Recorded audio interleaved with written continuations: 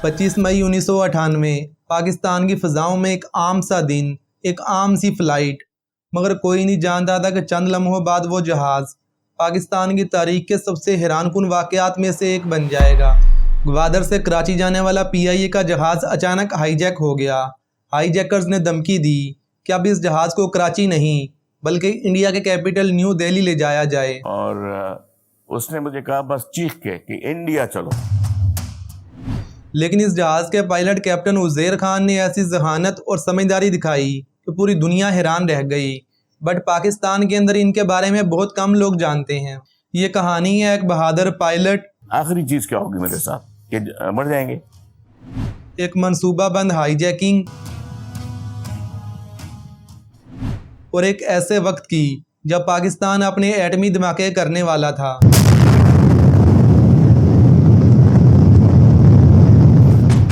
तो ऐसे में यहाँ पर सवाल ये उठता है कि इस हाईजैकिंग के पीछे आखिर कौन था? क्या वाकई भारत की खुफिया एजेंसी राय इस मंसूबे के अंदर शामिल थी?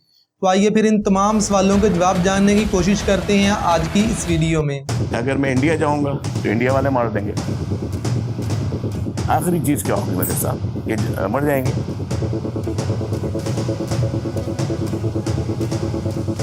इतनी तो कोशिश करो कि किसी तरह लैंड कर जाओ।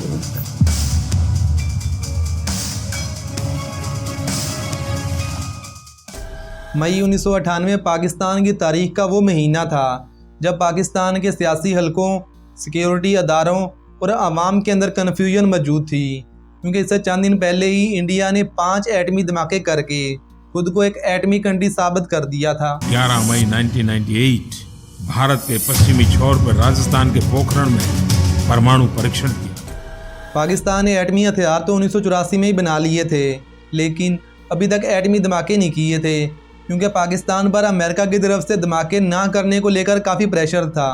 जहां एक तरफ पाकिस्तान की अवाम और डॉक्टर अब्दुल कदीर खान एटमी धमाके करने के लिए नवाज शरीफ की हुकूमत पर दबाव बना रहे थे, वहीं नवाज शरीफ साहब इस बात से डर रहे थे कि कहीं एटमी धमाके करने के बाद अमेरिका पाकिस्तान की इमदाद बंद न कर दे। और फिर 25 मई 1998 की शाम को 5:35 पर PIA की फ़्लाइट नंबर 544 ग्वादर से कराची जाने के लिए रवाना हुई। ये त्यारा था फोकर F-27, जिसमें 33 मुसाफिर और 5 अमले के लोग मौजूद थे। इस त्यारे का रास्ता बिल्कुल सादा था, ग्वादर से तुर्बत और फिर तुर्बत से कराची। लेकिन उड़ने के 25 मिनट के बाद जब यह त्यारा तुर्बत से आगे बढ़ा तो 3 अफराद अपनी सीटों से खड़े हुए, जिनमें से एक शख्स ने पायलट के केबिन की तरफ बढ़ना शुरू कर दिया। लेकिन जैसे ही एक एयर होस्टेस ने इसे रोकने की कोशिश की कि सर आपको कॉकपिट के अंदर जाने की इजाज़त नहीं है, तो इस हाईजैकर ने इसको धक्का मारकर साइड में कर दिया। और फिर इस हाईजैकर ने अपनी बंदूक निकाली और पायलट के केबिन में घुस गया और इसने पायलट को धमकाते हुए कहा कि ये जहाज़ अब कराची नहीं बल्कि इंडिया के कैपिटल न्यू दिल्ली में लैंड करेगा। मगर जब एक गन मेरी कनपटी पे और मेरे राइट किडनी पे आई तब एहसास हुआ कि हाईजैक। तो इतने में इस हाईजैकर के बाकी 2 साथियों ने भी अपनी बंदूकें निकाली और तमाम मुसाफिरों को अपने कंट्रोल में ले लिया। और फिर कॉकपिट में मौजूद हाईजैकर ने कैप्टन उज़ैर पर प्रेशर बनाना शुरू कर दिया कि वो न्यू दिल्ली के ATC यानी कि एयर ट्रैफिक कंट्रोल से रब्ता करे और वहाँ पर लैंडिंग की परमिशन मांगे। लेकिन कैप्टन उज़ैर ने यहाँ पर बहुत ही समझदारी दिखाई और इन्होंने दिल्ली के बजाय कराची के एयर ट्रैफिक कंट्रोल से रब्ता किया और कहा, hello Delhi air traffic control. और साथ ही इन्होंने अपने खुफिया मैसेज भी भेज दिया। मैसेज भेजने के बाद इन्होंने खुद ही कॉल को कट कर दिया और इन हाईजैकर्स को दिखाने की कोशिश की कि मैंने तो दिल्ली के ATC से रब्ता किया था, लेकिन उन्होंने आगे हमारी लाइन कट कर दी है। पीछे कोई आवाज़ आई, जैसे ही उससे पीछे देखा ना तो मैंने एक स्कॉक होता है हाईजैकिंग का, जो रेडार पे ब्लिंक होता है कि ये जहाज़ हाईजैक हो गया है, वो मैंने स्कॉक लगा दी थी जल्दी में। तो इसके बाद कैप्टन उज़ैर फ़ौरन इस जहाज़ का रास्ता तब्दील करने के बाद इसको दिल्ली की तरफ मोड़ देते हैं। लेकिन जैसे ही ये जहाज़ अपना रूट तब्दील करता है तो इधर कराची में ATC यानी कि एयर ट्रैफिक कंट्रोल और पाकिस्तान एयरफोर्स भी अपने रडार पर देख लेती हैं कि ये जहाज़ तो अपना रूट तब्दील करने के बाद कराची के बजाय इंडिया पाकिस्तान के बॉर्डर्स की तरफ जा रहा है। तो इनको आइडिया हो जाता है कि ये जहाज़ अब हाईजैक हो चुका है और इसकी अगली मंजिल न्यू दिल्ली है। तो ऐसे में पाकिस्तान एयरफोर्स फ़ौरन अपने 2 F-16 फाइटर जेट हवा में उड़ाती है ताकि अगर ये जहाज़ पाकिस्तान का बॉर्डर क्रॉस करने की कोशिश करे तो इसे रोका जा सके। और फिर कैप्टन उज़ैर इन हाईजैकर से कहते हैं कि इस जहाज़ के अंदर ईंधन बहुत ही कम है, इस ईंधन के साथ हम न्यू दिल्ली नहीं पहुंच पाएंगे, हमें करीब के किसी एयरपोर्ट से रीफिलिंग करना होगी, नहीं तो ये जहाज़ दिल्ली पहुंचने से पहले ही क्रैश कर जाएगा। और फिर ये हाईजैकर अपने पास मौजूद मैप के अंदर चेक करते हैं कि यहाँ से तो सबसे करीब इंडिया का भुज एयरपोर्ट है। तो फिर इन हाईजैकर्स ने फैसला किया कि अब ये जहाज़ न्यू दिल्ली नहीं बल्कि इंडिया के भुज एयरपोर्ट पर लैंड करेगा। तो मैंने इससे कहा तुम्हारा काम तो होगा नहीं, तो मुझे तुम इंडिया में लैंड करने दो भुज में। तो वो राजी हो गया कि आप लैंड कर जाओ। मैंने कहा यहाँ से तेल लेके वहाँ दिल्ली चलेंगे। तो अभी तक ये न्यूज़ पाकिस्तान में मौजूद तमाम आला ओहदेदारों तक पहुँच चुकी थी, इसीलिए पाकिस्तान के हायर ऑफिशियल ने एक इमरजेंसी मीटिंग बुलाई कि इस जहाज़ के अंदर मौजूद लोगों को कैसे रेस्क्यू किया जा सके, क्योंकि अगर ये जहाज़ एक बार इंडिया पहुंच गया तो फिर मामलात मज़ीद ख़राब हो जाएंगे। और दूसरी तरफ कैप्टन उज़ैर इस जहाज़ को पाकिस्तान के शहर हैदराबाद के ऊपर ही घुमाए जा रहे थे और इन हाईजैकर्स को इस बात का यकीन दिला रहे थे कि बस हम बहुत जल्द इंडिया पहुँचने वाले हैं। और फिर जब इन हाईजैकर्स ने कैप्टन उज़ैर पर प्रेशर बनाया कि वो दोबारा से इंडिया के एयर ट्रैफिक कंट्रोल से रब्ता करे और वहाँ पर लैंडिंग के लिए परमिशन मांगे, तो अब की बार फिर कैप्टन उज़ैर ने इंडिया की बजाय हैदराबाद के एयर ट्रैफिक कंट्रोल से रब्ता किया। तो सामने से पाकिस्तान ATC के ऑफिसर ने हिंदी ज़ुबान में इनसे बात की। एयरपोर्ट मैनेजर को कहा कि ये क्या ये भोज का हवाई अड्डा है? तो हैदराबाद वाला फौरन समझ गया कि ये हाईजैक हो गया जहाज। तो उसने कहा कि हाँ ये भोज का हवाई अड्डा है। तो वो देखते जा रहे हैं अपने नक्शे के ऊपर, तो उनको एक इंडिया की नदी नजर आनी थी।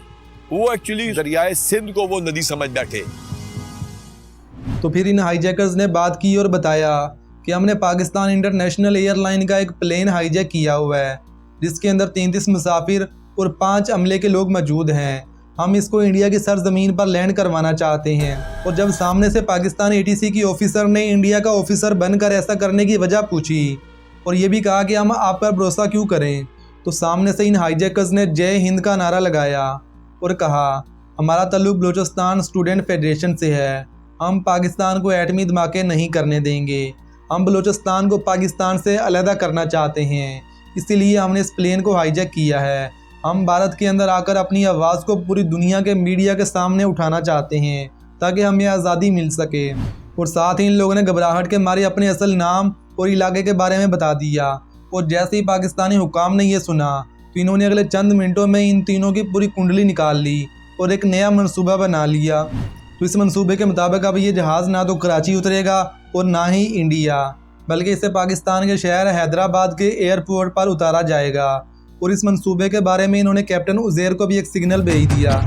इन्होंने भारतीय फ़ज़ाई हदूद के करीब एक छोटे एयरपोर्ट हैदराबाद को इंडिया के बुर्ज एयरपोर्ट के नाम से दिखाने का एक फॉल्स सिग्नल भेज दिया ताकि इन हाईजैकर्स को यकीन हो जाए कि वो भारत के अंदर ही लैंड करने वाले हैं। और हैदराबाद के एयरपोर्ट से आने जाने वाली तमाम फ़्लाइट्स को मनसूख कर दिया गया और अगले चंद मिनटों के अंदर ही पूरे एयरपोर्ट को खाली करवा दिया गया। और यहाँ पर पाकिस्तान की तमाम सिक्योरिटी फोर्सेस जैसा कि SSG कमांडो, पाकिस्तानी रेंजर्स और पुलिस के आला अफसर भी पहुँच गए।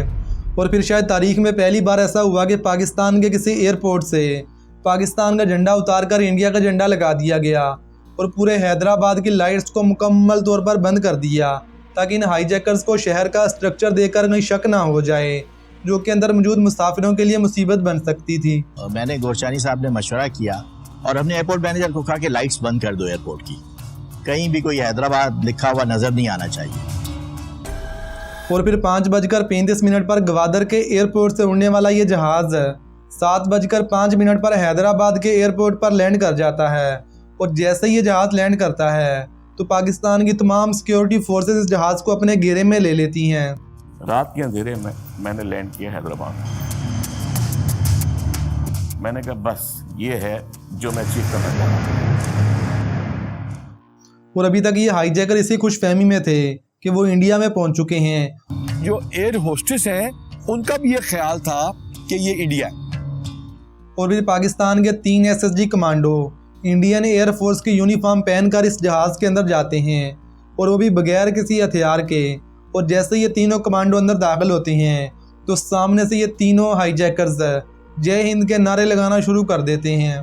तो उसके बाद पाकिस्तान की एसएसजी कमांडोज जिन्होंने इंडियन एयरफोर्स की यूनिफॉर्म पहनी हुई थी, वो इन तीनों हाईजैकर्स के साथ मुज़ाकरात करती हैं और ये इनको इस तरह मैनिपुलेट करती हैं कि अभी तो आप इंडिया पहुंच चुके हैं, तो आप इन तमाम मुसाफिरों को हमारे हवाले कर दो और आप दिल्ली में जाकर मीडिया से कन्वर्सेशन कर सकते हैं और अपने मुतालबात को पाकिस्तान के सामने रख सकते हैं, हम आपका साथ देंगे। महाराज देखो, जहाज का एसी जो है वो भी अब कमजोर हो गया है, लाइट्स भी डिम हो गई हैं, लोग बड़े अंदर परेशान हो रहे हैं। तो ये जो महिलाएं और बालक हैं, इनको आप सिर्फ थोड़ी देर के लिए छोड़ो, ये एयरपोर्ट की बिल्डिंग में बैठते।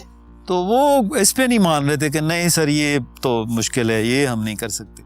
आखिरकार एक लंबी बहस के बाद जाकर ये तीनों हाईजैकर्स मान जाते हैं और वो तमाम मुसाफिरों को नीचे उतार देते हैं।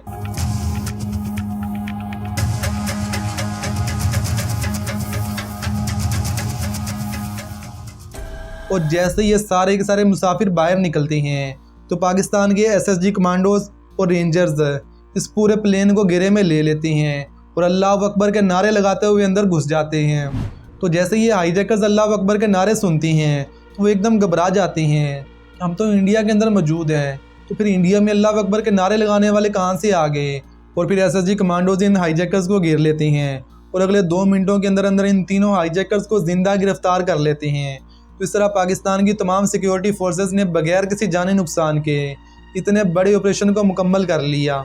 और इन तीनों हाईजैकर्स को गिरफ्तार करने के बाद मिलिट्री कोर्ट में इन पर मुकदमा चलता है और इससे अगले ही साल यानी कि 1999 में इन तीनों हाईजैकर्स को सजाए मौत सुना दी गई, जिसे 28 मई 2015 को कोयटा की जेल में इम्प्लीमेंट किया गया। 7 people, including 3 men accused of hijacking a Pakistan International Airlines flight, were executed in various jails across the country early on Thursday.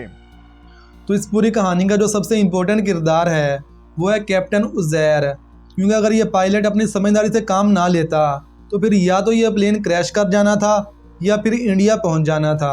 अगर उस वक्त पाकिस्तान का ये जहाज़ इंडिया पहुंच जाता तो वो लोग पाकिस्तान पर प्रेशर बनाकर पाकिस्तान को एटमी धमाके करने से भी रोक सकते थे, क्योंकि 25 मई 1998 की शाम को पाकिस्तान का ये प्लेन हाईजैक हुआ था और इससे सिर्फ 3 दिन के बाद यानी कि 28 मई 1998 को पाकिस्तान ने 6 एटमी धमाके किए थे।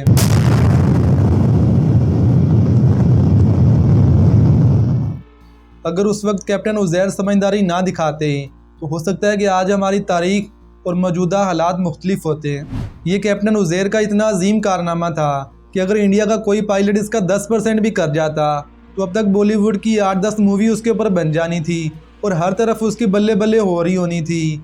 लेकिन अफसोस की बात यह कि पाकिस्तान के इस अजीम हीरो के बारे में बहुत कम लोग जानते हैं। अल्लाह हाफिज़।